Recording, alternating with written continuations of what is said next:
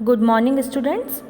हमारा आज का टॉपिक बीए पार्ट 1 का ज्योग्राफी का जो पेपर 1 है आपका भौतिक भूगोल, उसकी यूनिट 2 का टॉपिक है अपर्दन चक्र की संकल्पना। इस संकल्पना में आप दो विद्वानों का मत पढ़ेंगे, डेविस एवं पैंक। आज की क्लास में हम विलियम मॉरिस डेविस के जो मत इन्होंने अपर्दन चक्र के संदर्भ में दिया था उसका अध्ययन हम लोग करेंगे।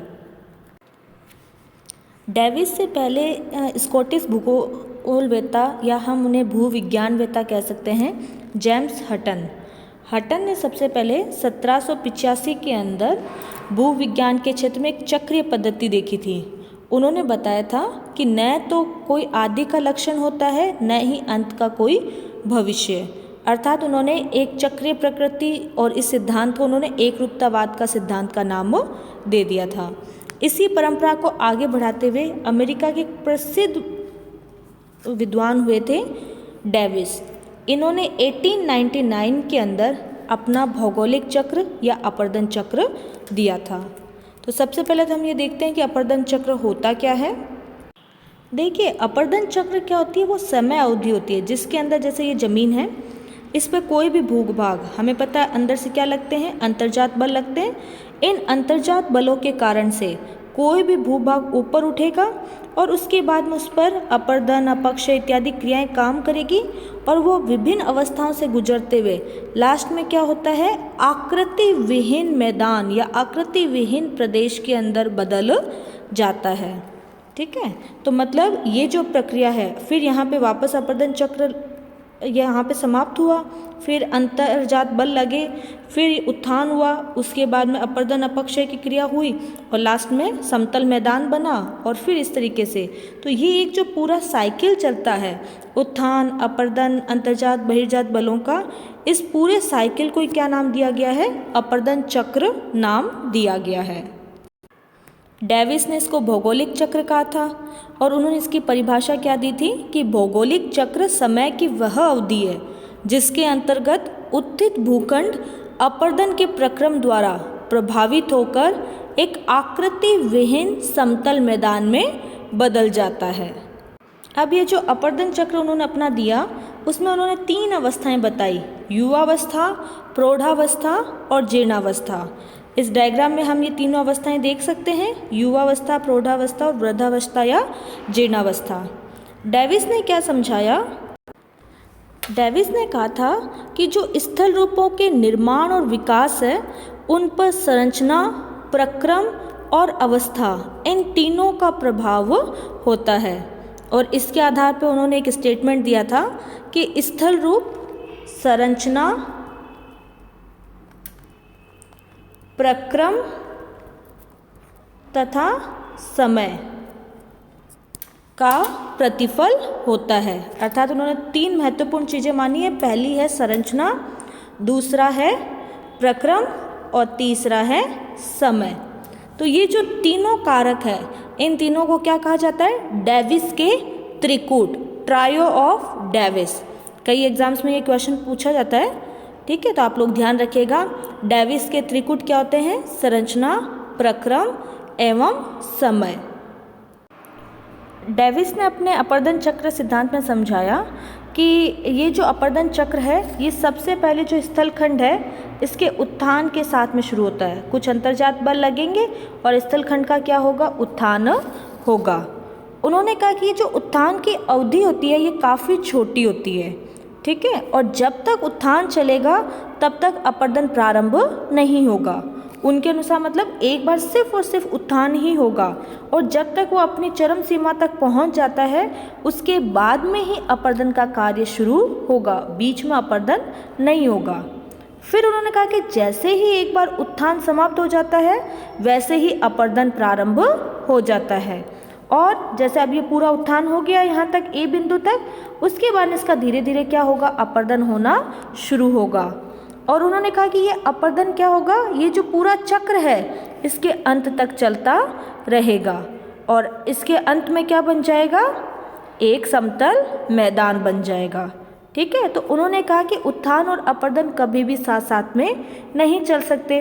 जबकि हम जानते हैं कि ये मत क्या है, भ्रामक है, क्योंकि प्रकृति में अपर्दन और उत्थान ये दोनों साथ साथ ही चलते हैं। कभी भी जो अपर्दन है वो उत्थान की समाप्ति की प्रतीक्षा नहीं कर सकता।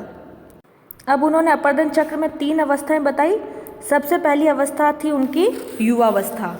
युवावस्था में वो कहते हैं कि सबसे पहले क्या होगा, उत्थान होगा। इस स्थिति के अंदर अपर्दन क्या होगा, बहुत ही कम होगा। ठीक है, पहले क्या हो जाएगा, पूरा उत्थान हो जाएगा और उसके बाद में अपर्दन शुरू होगा। और इस अवस्था में अपर्दन कैसा होगा, लंबवत अपर्दन होगा। ठीक है, तो जैसे नदी है, उन्होंने कहा नदी जैसे क्या करती है, वी आकार की घाटी, गॉर्ज, कैनियन इत्यादि बनाती ना, तो ये कौन सी अवस्था में बनते हैं, युवावस्था में बनते हैं। ठीक है, तो पूरी तरीके से पहले उत्थान होगा और उसके बाद में अपर्दन का कार्य होगा। और अपर्दन के अंदर भी मुख्य रूप से लंबवत अपर्दन की प्रधानता होगी। अब जैसे ही युवावस्था समाप्त होगी, अगली अवस्था कौन सी शुरू होती है, प्रौढ़ावस्था। उन्होंने कहा कि जो युवावस्था है उसमें जो प्रौढ़ावस्था होती है वो अदृश्य रूप से आई जाती है, क्योंकि दोनों अवस्था के बीच में हम कोई निश्चित सीमा रेखा नहीं खींच सकते हैं कि यहाँ पर युवावस्था समाप्त हो गई है और यहाँ पे प्रौढ़ावस्था शुरू हो गई है। ऐसी कोई सीमा नहीं होती है। जहाँ पर जो युवावस्था की जो विशेषताएं हैं वो धीरे धीरे समाप्त होने लगती है, वहाँ पे प्रौढ़ावस्था शुरू हो जाती है। हम कह सकते हैं कि हम इस अवस्था की कल्पना ऐसे कर सकते हैं कि जब नदी क्या करती है, पर्वतीय क्षेत्र को पार करके मैदानी क्षेत्र में आ जाती है, जहाँ पर जो उसका ढाल है वो कम हो जाता है, जल अफवाह की गति है वो कम हो जाती है, तब प्रौढ़ावस्था शुरू हो जाती है। इस अवस्था में क्या होगा, क्षैतिज अपर्दन अधिक होगा और लंबवत अपर्दन की मात्रा क्या होगी, कम होगी। ठीक है, तो इसके अंदर क्या बनेंगे, जलोढ़ पंख, जलोढ़ शंकु, बाढ़ का मैदान इत्यादि स्थलाकृतियों का निर्माण होगा। जो तीसरी अवस्था है वो है जीर्णावस्था या वृद्धावस्था। ये जो अवस्था है ना वो युवावस्था और प्रौढ़ावस्था की कुल समयावधि से भी अधिक लंबी होती है। ठीक है, और इस अवस्था में कौन सा कार्य ज़्यादा होगा, निक्षेपण का कार्य ज़्यादा होगा। इसमें अपर्दन क्या होगा, थोड़ा कम होगा। जो प्राकृतिक तटबंध, डेल्टा, गोखुर झील वगैरह ये जो आकृतियां हैं वो इस अवस्था में हमें ज़्यादा देखने को मिलती है। अब डेविस ने क्या कहा कि जैसे ही ये तीनों अवस्थाएं पूरी हो जाती है, युवावस्था, प्रौढ़ावस्था और जीर्णावस्था जैसे ही समाप्त हो जाती है, अर्थात ये समतल धरातल था, अंतर्जात बल लगे, पहले उत्थान हुआ, उत्थान के साथ ही युवावस्था शुरू हो गई और जैसे ही क्या हुआ, अपर्दन शुरू हुआ। शुरुआत में कैसा अपर्दन होगा, लंबवत अपर्दन।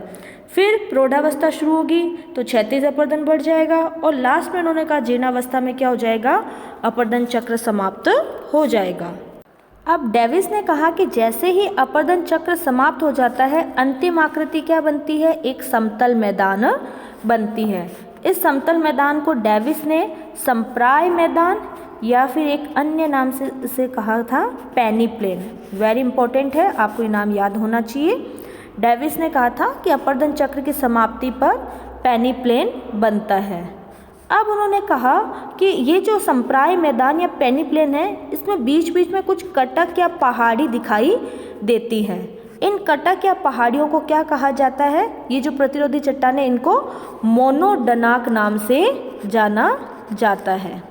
ठीक है, संप्राय मैदान को तो हम क्या कहते हैं, पेनी प्लेन, और जो बीच बीच में प्रतिरोधी चट्टानें दिखाई देती है उन्हें हम मोनोडनाक के नाम से जानते हैं।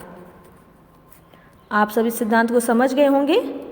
ठीक है, ये आप इस डायग्राम में देख सकते हैं, ये उत्थान हो रहा है, फिर धीरे धीरे अपर्दन हो रहा है और लास्ट के अंदर वृद्धावस्था आ जाती है। यहाँ पर संप्राय मैदान या पेनी प्लेन बन जाता है। ठीक है, अब हम बात करते हैं इस डेविस के अपर्दन चक्र का मूल्यांकन, मतलब इसके क्या पॉजिटिव पॉइंट्स थे, क्या नेगेटिव पॉइंट्स थे। देखिए, ये सिद्धांत क्या था, बहुत अधिक महत्वपूर्ण था। जब इन्होंने ये सिद्धांत दिया था तो उनको विश्व स्तर पर बहुत ज़्यादा व्यापक समर्थन और ख्याति मिली थी। इसका जो प्रतिपादन काल था 1899, वहाँ से लेकर 1950 तक ये सिद्धांत पूरे विश्व के अंदर छाया रहा। लेकिन यदि हम आज की बात करें तो आज के समय में इस सिद्धांत के आलोचक क्या हो गए हैं, बहुत ज़्यादा हो गए हैं, समर्थक क्या है, काफ़ी कम रह गए हैं। ठीक है, लेकिन फिर भी हम इस सिद्धांत को बहुत ज़्यादा महत्वपूर्ण मानते हैं। पहले हम इस सिद्धांत के गुण की बात करते हैं, गुण या हम कहें इसके प्रभावी पक्ष क्या क्या थे। ठीक है, सबसे पहला इसका प्रभावी पक्ष क्या था कि इसकी लैंग्वेज क्या थी, बहुत ज़्यादा सरल थी। तो अत्यधिक सरल लैंग्वेज और बहुत ही व्यवहार्य मॉडल था। ठीक है, दूसरा पॉइंट हम क्या कह सकते हैं कि डेविस ने जो अपना मॉडल है इसको बहुत ही सुव्यक्त, रोचक और बहुत ही सशक्त शैली के अंदर प्रस्तुत किया था, जिसने सब लोगों का ध्यान आकर्षित किया था। ठीक है, तीसरा हम कह सकते हैं कि इसका जो मॉडल है वो व्यापक स्तर पर क्षेत्र अध्ययन से जो परिणाम प्राप्त हुए थे उन पर आधारित था, तो इस कारण से काफ़ी महत्वपूर्ण है। साथ ही डेविस के सिद्धांत ने जो उस समय भूविज्ञान के अंदर जो भी विकासीय विचारधारा चल रही थी उसको भरपूर समर्थन प्रदान किया था। और लास्ट पॉइंट हम ये कह सकते हैं कि डेविस के सिद्धांत में स्थल रूपों के विकास से संबंधित जो भावी कथन या भविष्यवाणी है और पिछली घटना की जो पुनर्रचना है, इन दोनों का सामर्थ्य है। ठीक है, जैसे आप देख रहे हैं ना कि उसने कहा कि लास्ट में क्या बनेगा, संप्राय मैदान, पेनीप्लेन, मोनोडनाक, तो ये क्या है, भावी कथन है, भविष्यवाणी है। तो डेविस के सिद्धांत में हमें ये सभी प्रभावी पक्ष देखने को मिलते हैं। देखिए, इतने महत्वपूर्ण प्रभावी पक्षों के बाद में भी इसके सिद्धांत के बहुत कमज़ोर पक्ष भी है, तो कुछ आधार पर इसकी आलोचना की जाती है। हम यदि पहली आलोचना देखें तो आपने देखा था ना, डेविस क्या कहता है, पहले सिर्फ उत्थान होगा और उत्थान के बाद में क्या शुरू होगा, अपरदन शुरू होगा। ठीक है, तो ये संकल्पना क्या है, मान्य नहीं है, क्योंकि प्लेट टेक्टोनिक सिद्धांत क्या कहता है कि उत्थान की क्रिया तो लगातार चलती ही रहती है और उसकी दर भी क्या होती है, बहुत ही मंद होती है। जबकि डेविस क्या कहता है, तेजी से उत्थान होगा, अल्पकाल तक उत्थान होगा और फिर उत्थान समाप्त हो जाएगा। जबकि प्लेट टेक्टोनिक के अनुसार ये उत्थान लगातार मंद गति से जारी रहता है। तो ये इसकी क्या हो जाएगी, हमारी फर्स्ट आलोचना, कि उत्थान और अपरदन क्या होता है, साथ साथ ही होता है। ठीक है, तो पहले इसकी अवधि इसने गलत बताई और ये मंद गति से चलती है, जबकि डेविस ने कहा कि तीव्र गति से हो जाता है। दूसरा, इसने जो उत्थान और अपरदन के बीच जो संबंध संबंधी संकल्पना दी थी वो भी काफ़ी भ्रामक है। उसने कहा था कि अपरदन कब शुरू होगा, जब उत्थान समाप्त हो जाएगा, जबकि वास्तव में हम जानते हैं कि अपरदन कभी भी उत्थान की समाप्ति की प्रतीक्षा नहीं कर सकता, जबकि जैसे ही उत्थान शुरू होता है वैसे ही अपरदन भी प्रारंभ हो जाएगा। ठीक है, तो ये इसकी दूसरी आलोचना हो गई। साथ ही डेविस ने क्या कहा था, अपने भौगोलिक चक्र को 3 अवस्थाओं से गुजरने के बाद में समाप्ति के लिए स्थलखंड को लंबे समय तक क्या रहना चाहिए, स्थिर दशा में, अर्थात वो संप्राय मैदान लंबे टाइम तक रहना चाहिए। लेकिन हम प्लेट टेक्टोनिक सिद्धांत हमने पढ़ा था, उसमें हमने देखा था कि स्थलखंड है कोई भी, उसकी दीर्घ काल तक स्थिरता संभव नहीं है, क्योंकि कोई भी स्थलखंड है वो सदैव गतिशील रहता है और भूपटल पर ये विवर्तने की घटनाएं हैं वो सदैव उसको प्रभावित करती रहती है। इसलिए हम कह सकते हैं कि कभी भी भूपटल पर स्थिरता संभव नहीं होगी। नवोन्मेष वगैरह की जो गतिविधियां हैं वो लगातार चलती रहती है। तो ये डेविस के सिद्धांत की तीसरी आलोचना हो गई। चौथी आलोचना हम ये कर सकते हैं कि डेविस के मॉडल में समय को आवश्यकता से अधिक महत्व दिया। आपने देखा था ना अभी, युवावस्था, प्रौढ़ावस्था, ठीक है, वृद्धावस्था या जीर्णावस्था, तो इस तरीके से उसने समय को बहुत ज़्यादा महत्व दे दिया। और वास्तव में डेविस का मॉडल क्या है, समय आधारित मॉडल है। जबकि पैंक क्या कहता है कि स्थल रूपों में समय के परिवेश में अनुक्रमिक विकास नहीं होता। मतलब वो कहता है कि स्थल रूप है वो संरचना, प्रक्रम और समय का प्रतिफल ना होकर उत्थान और अपरदन की जो दर है उनके संबंधों पर आधारित होता है। तो इस आधार पर भी हम इसकी आलोचना कर सकते हैं।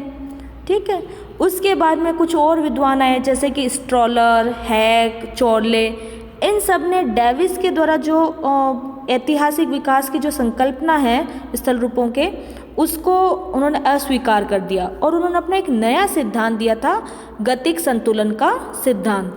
तो इस तरीके से इसकी काफ़ी बिंदुओं के आधार पर आलोचना की गई। लेकिन हम ये तो मानते हैं कि डेविस का सिद्धांत लंबे समय तक क्या रहा था, प्रभाव के अंदर रहा था, और इसने जो भू आकृति विज्ञान है इसके क्षेत्र में अपार योगदान दिया है। धन्यवाद।